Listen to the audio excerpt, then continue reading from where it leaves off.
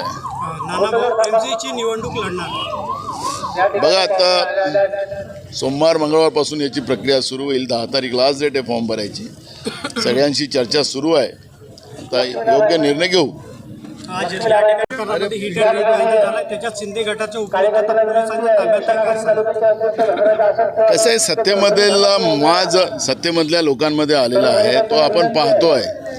मग राज्यामध्ये मोठा प्रमाणात ड्रग, सर्वसामान्य लोकांना काळ्याच्या खाली चिरडण्याचा प्रकार मोठ्या प्रमाणात वाढत चाललेला आहे आणि त्याला सत्तेमध्ये असलेल्या लोकांचा पाठिंबा आहे.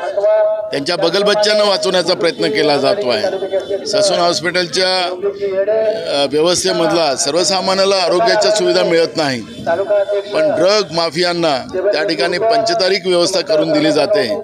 ही परिस्थिती आपण पाहिलेली आहे आणि म्हणून या सत्तेमध्ये असलेल्या आणि त्यांचे बगलबच्चे त्यांना सर्वसामान्यांना चिरडण्याचा अधिकार या सरकारने दिलेला आहे. सामान्य लोकांना जगण्याचा अधिकार नाही आणि म्हणून हे सगळे प्रकार महाराष्ट्रामध्ये होतात. आपण पाहिलं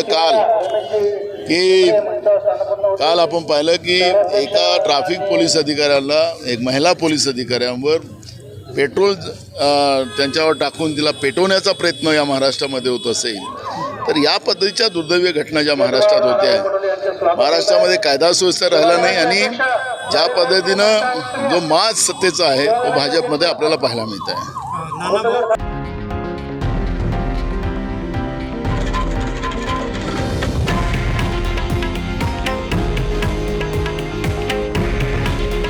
हे आहे देशातील नंबर 1 न्यूज नेटवर्क आणि आपण पाहत आहात TV9 मराठी.